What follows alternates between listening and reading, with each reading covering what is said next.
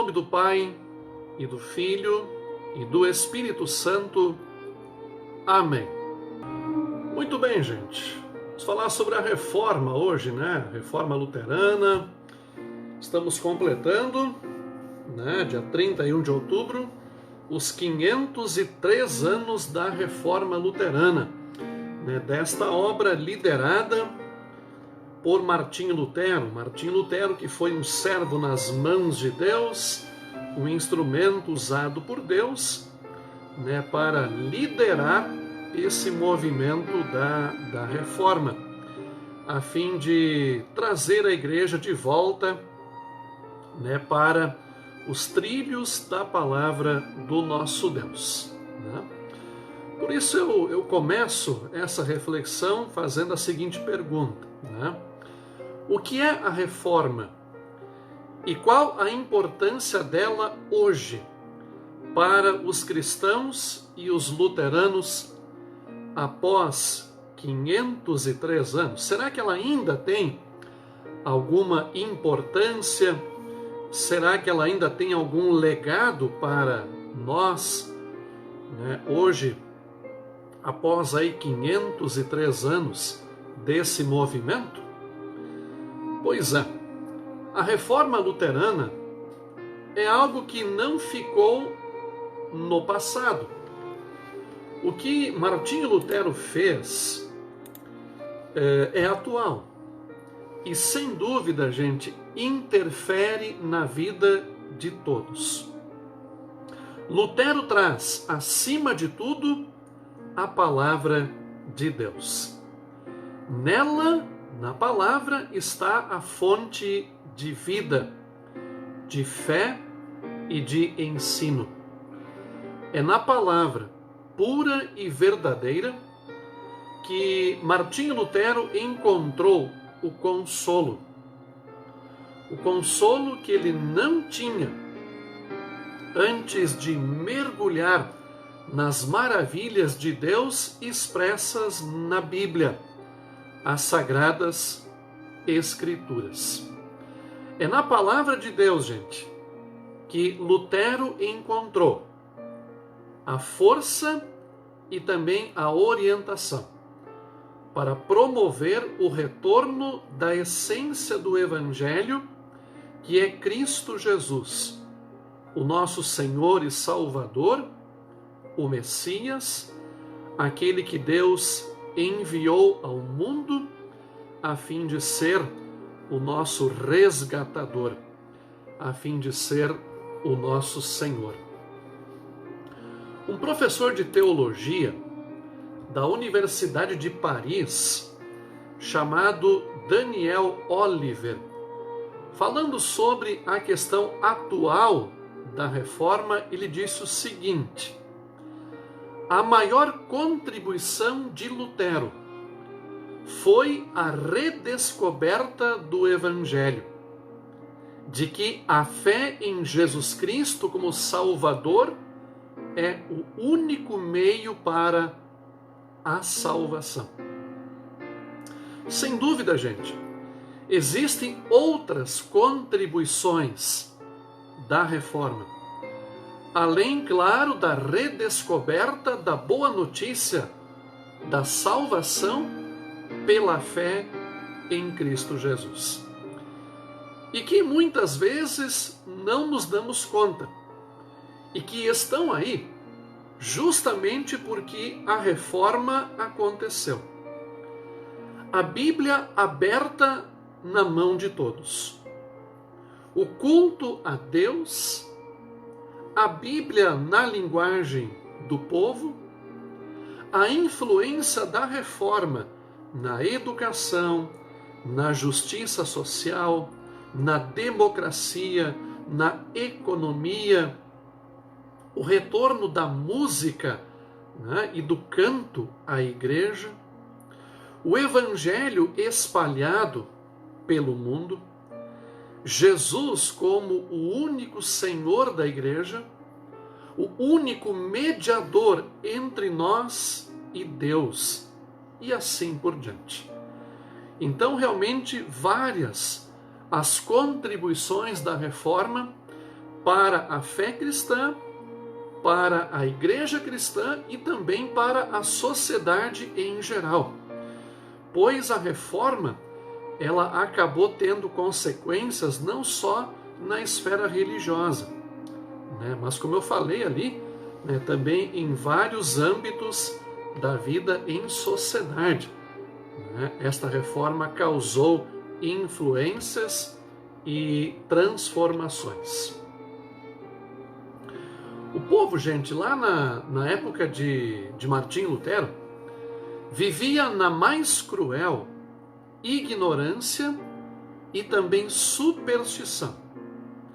Falava-se muito naquele tempo em méritos, merecer o favor de Deus, merecer o perdão de Deus, merecer a salvação de Deus.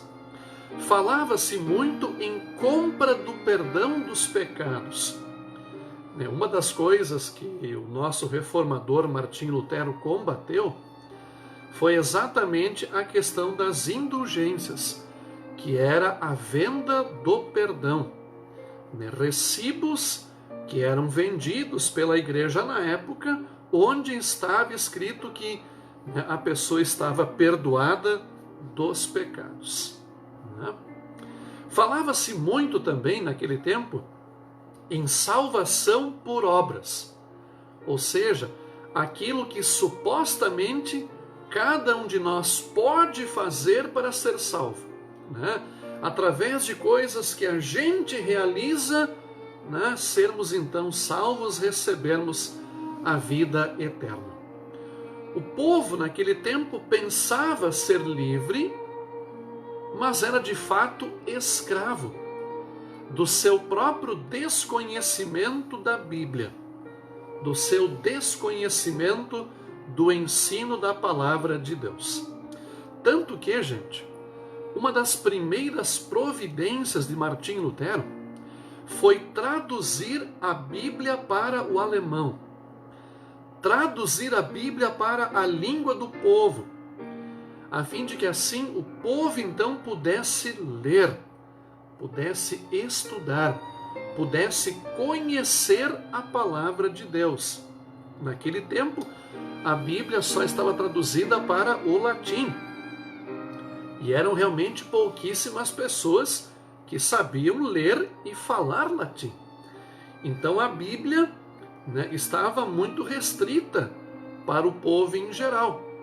Por isso então que Lutero tratou de traduzir a Bíblia, né, para que o povo então pudesse ler, né, pudesse conhecer e estudar, né, compreender assim a palavra de Deus.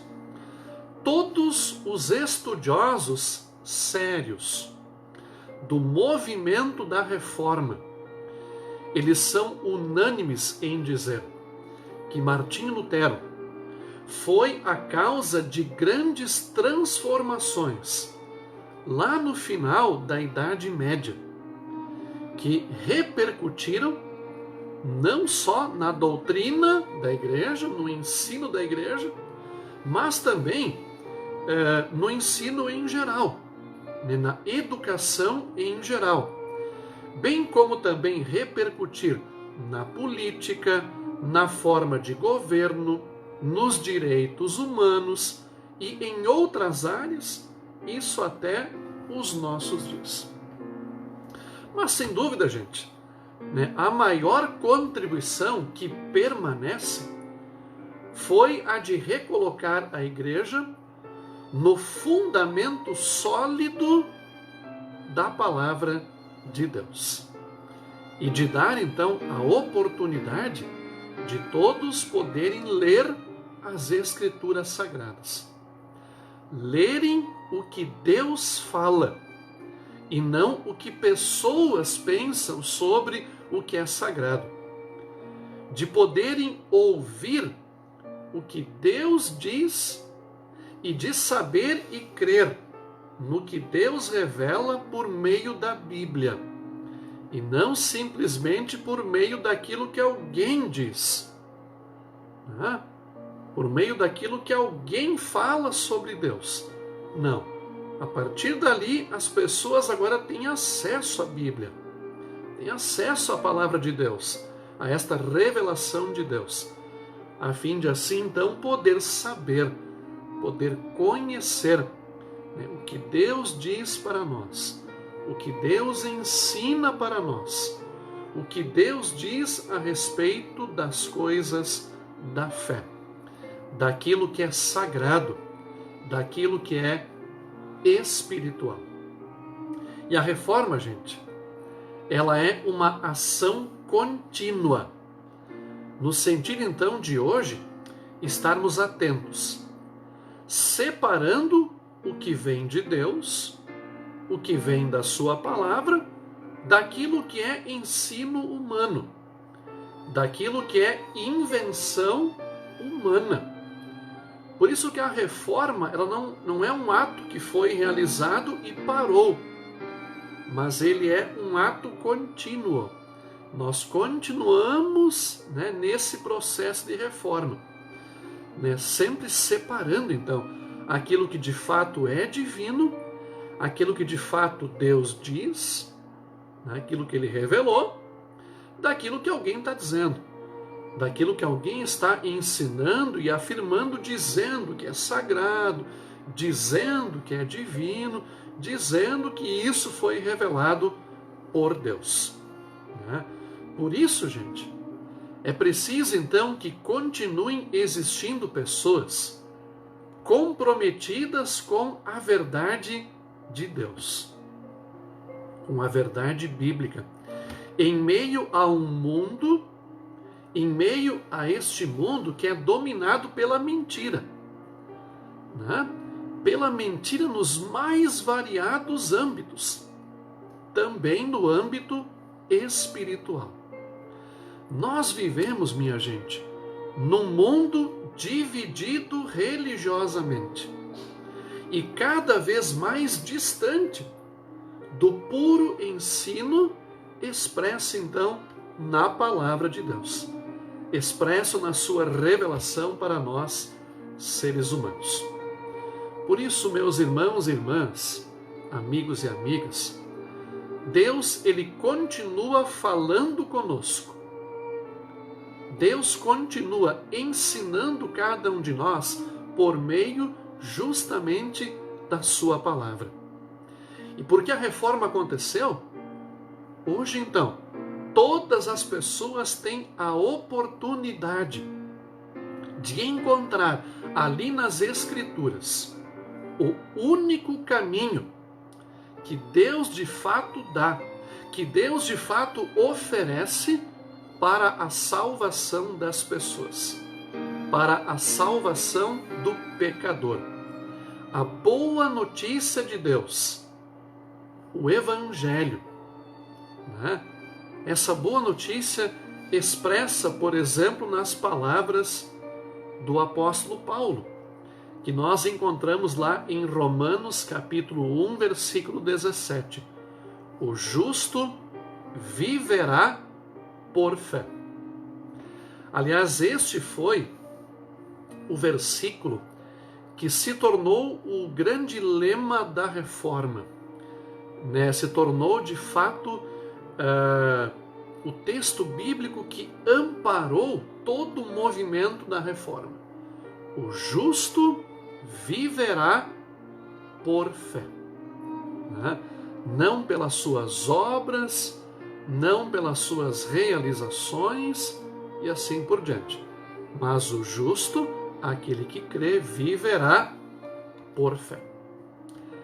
A reforma luterana, minha gente, ela se baseou em três grandes pilares, né? Em três grandes bases: somente a graça, somente a fé e somente a Escritura.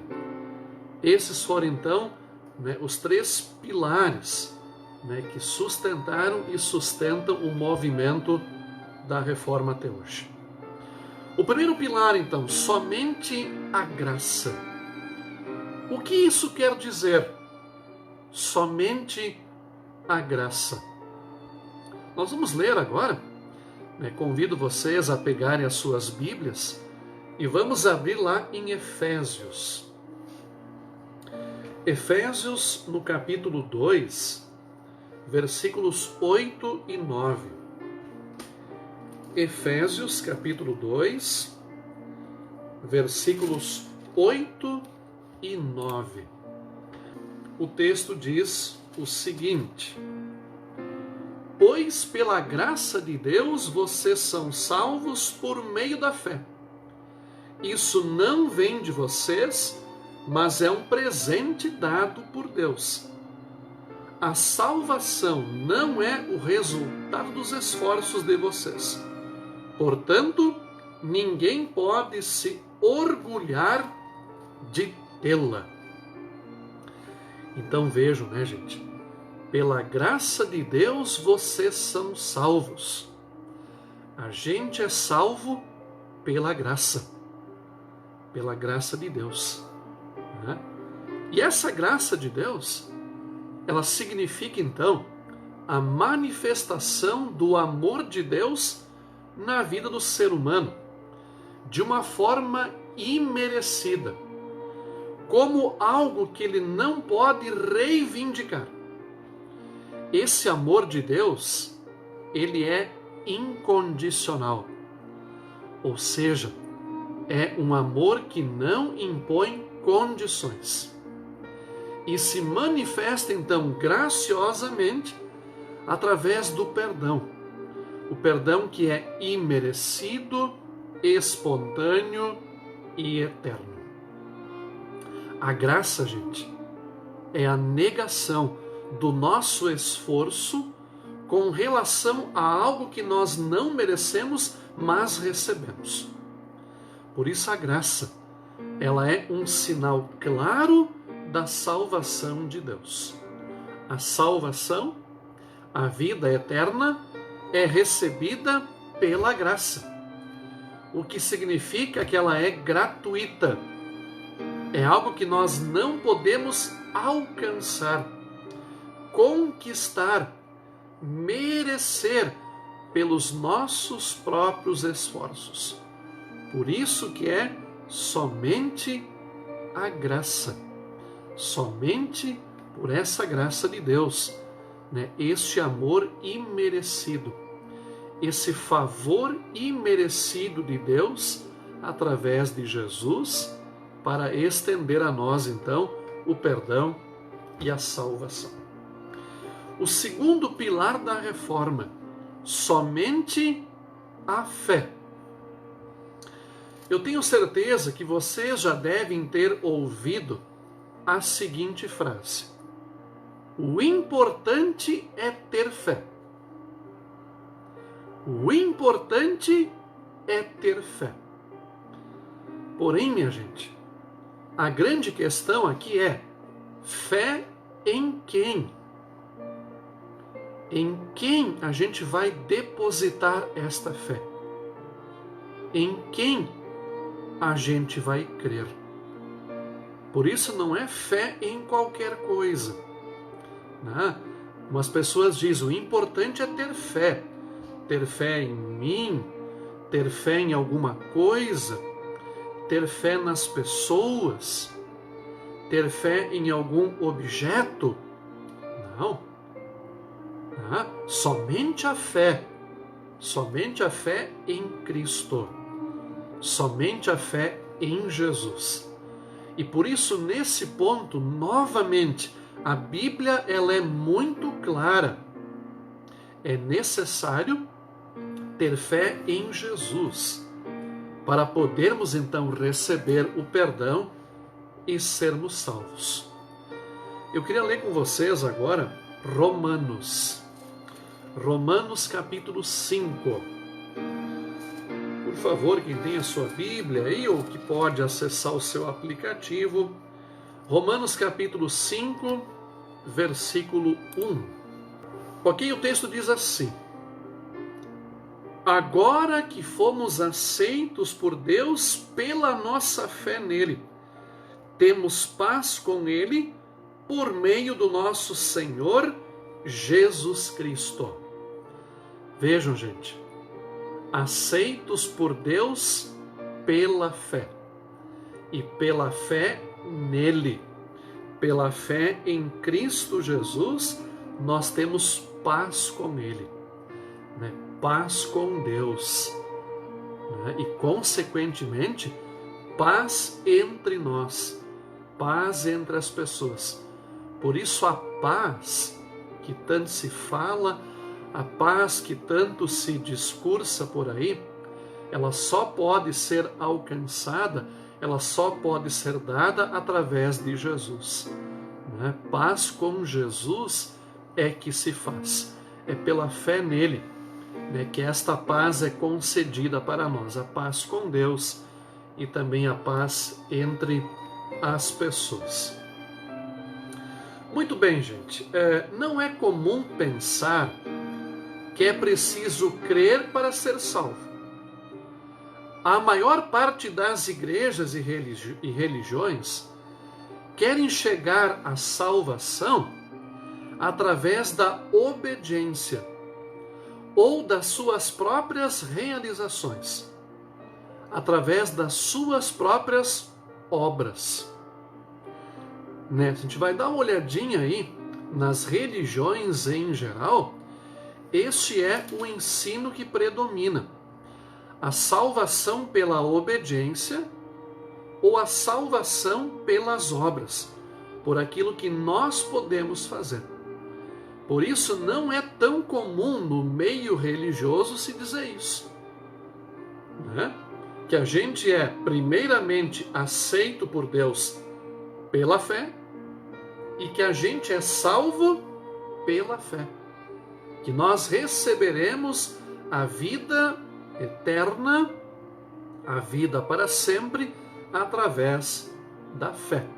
Mas é justamente isso que a Bíblia ensina para nós, e também um dos grandes ensinos que a Reforma procurou trazer de volta.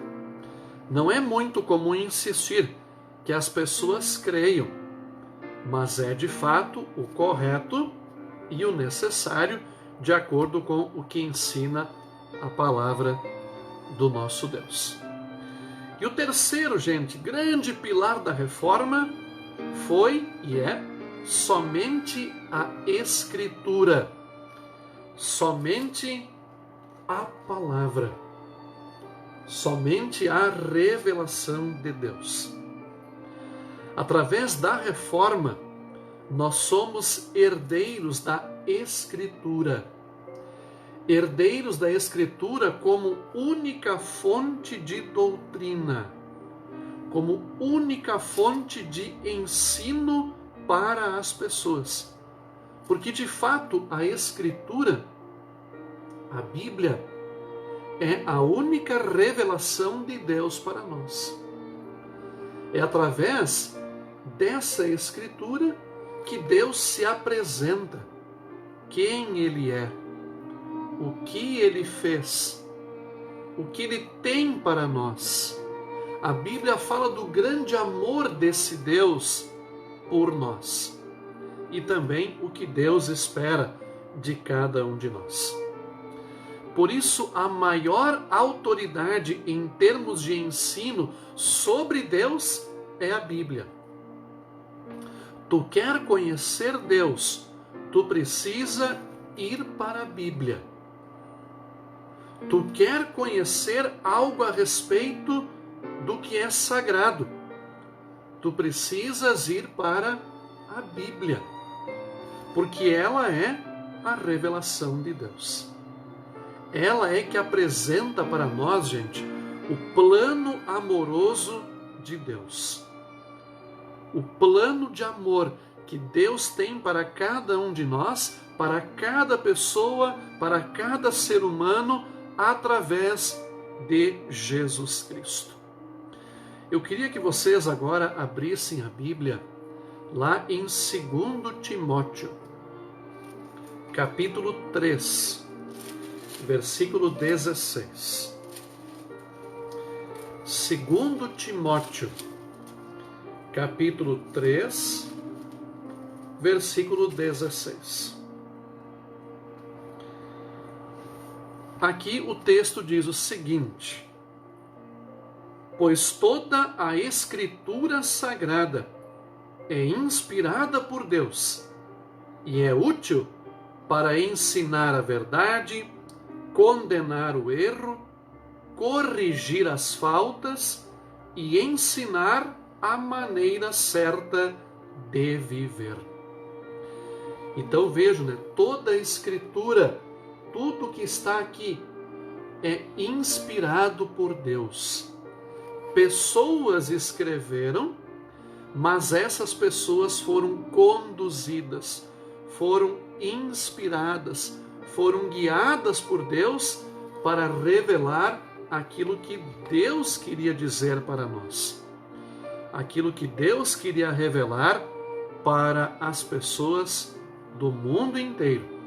E por isso então que este livro, essa Escritura,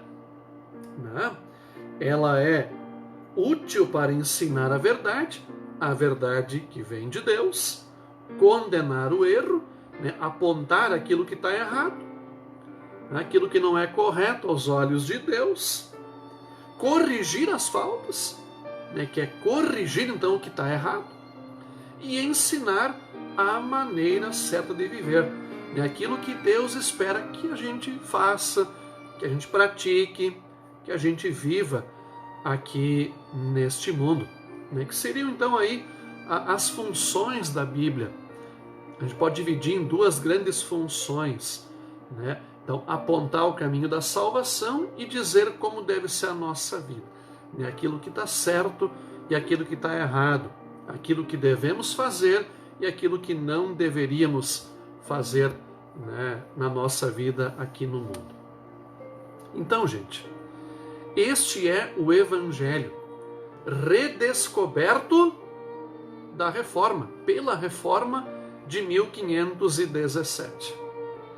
Este é, de fato, o único caminho revelado por Deus para a salvação e que perpassa por toda a Escritura Sagrada e que todos agora podem conhecer e crer, porque a Bíblia ela foi aberta. A Bíblia não está mais fechada para as pessoas, não está mais fechada para o povo, ela foi aberta.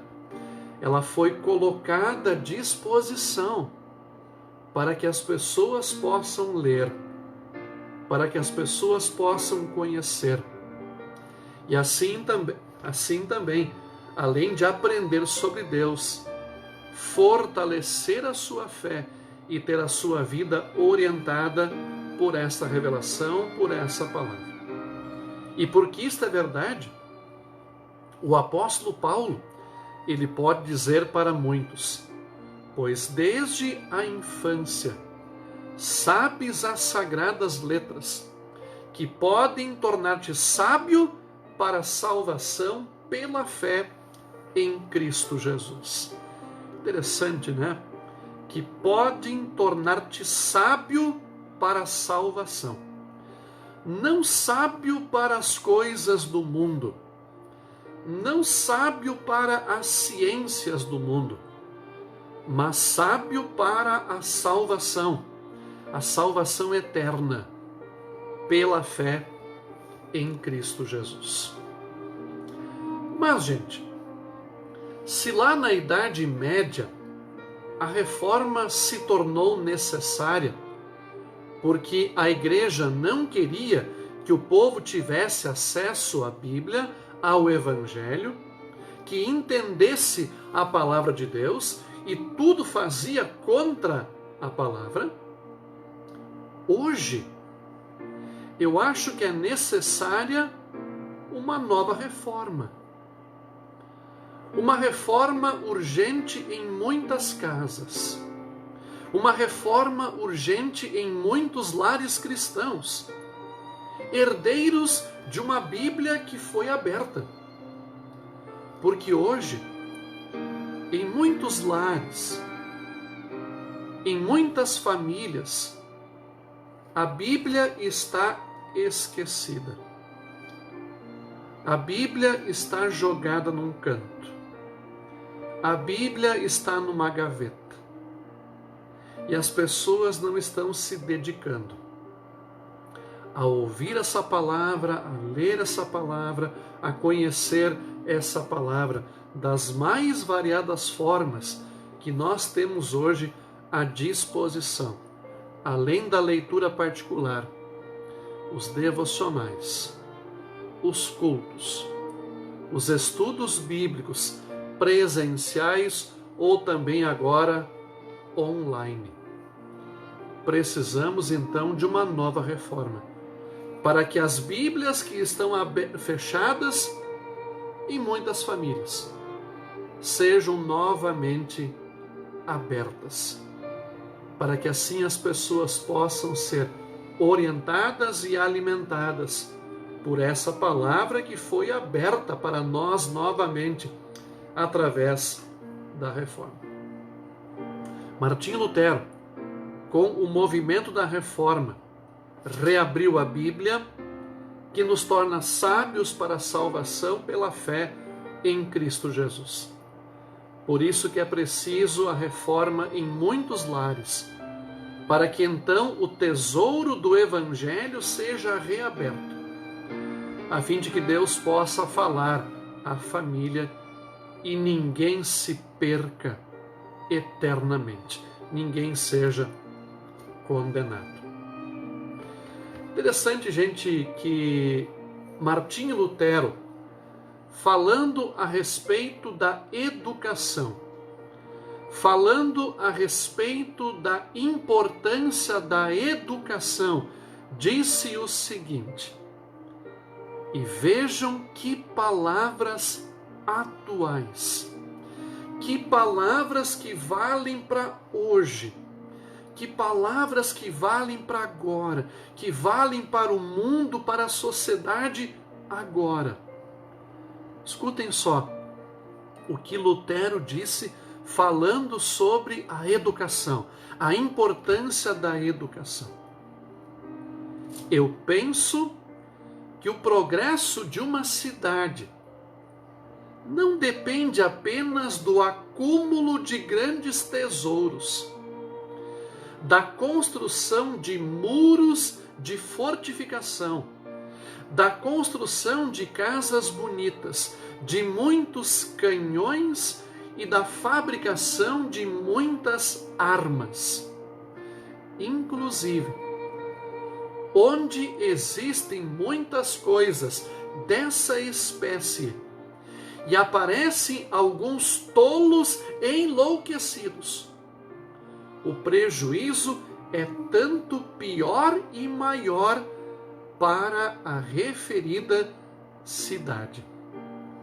Muito antes, o melhor e mais rico progresso para uma cidade é quando possui muitos homens e mulheres bem instruídos, bem ensinados, muitos cidadãos ajuizados, honestos e bem educados.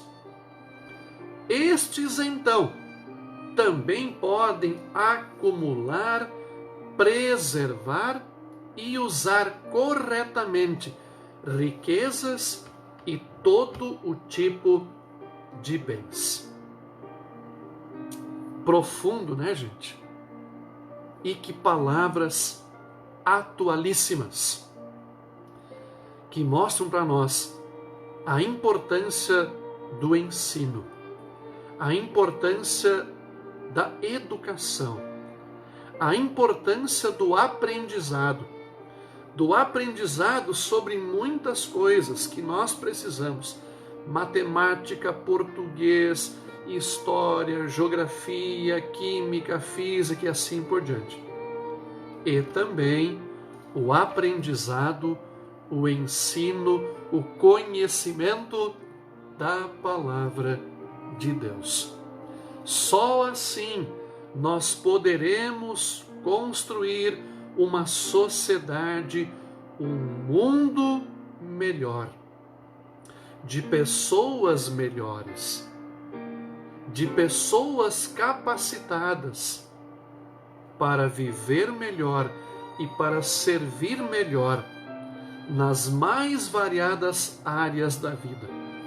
Tanto que Martinho Lutero também dizia: ao lado de cada igreja, uma escola. Ao lado de cada igreja, uma escola. Vejam, gente, a união de duas coisas importantes: a igreja e a escola. A igreja para nos ensinar o Evangelho, nos ensinar e orientar na palavra de Deus. E a escola para nos educar para a vida, para que sejamos bons cidadãos, bons profissionais, bons governantes. Estamos aí, num momento, de eleição novamente, e só teremos de fato bons políticos, bons governantes, quando essas pessoas forem de fato bem ensinadas, bem instruídas na educação secular dada pela escola e também na educação espiritual dada pela igreja através da santa palavra do nosso Deus.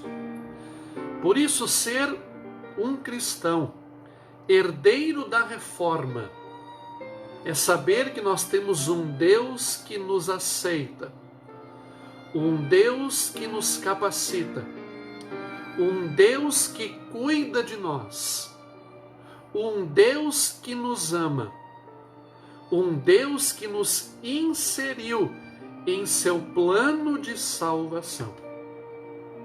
Isso então, de fato, é ser um cristão herdeiro desta reforma promovida pelo servo de Deus, Martinho Lutero, e tantos colaboradores que estavam junto com ele, lá em 1517.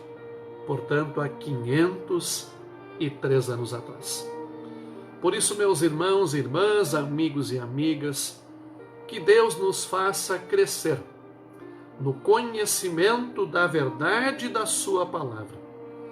Que Deus nos faça crescer na fé cristã e também crescer numa vida dedicada a Ele, numa vida de comunhão com Ele. E que Cristo Jesus seja o centro da minha e da tua vida, pois somente pela fé nele nós chegaremos ao tão almejado lar celestial, ao lar eterno desse Deus, onde viveremos felizes e completamente satisfeitos por toda a eternidade. Que assim seja. Amém.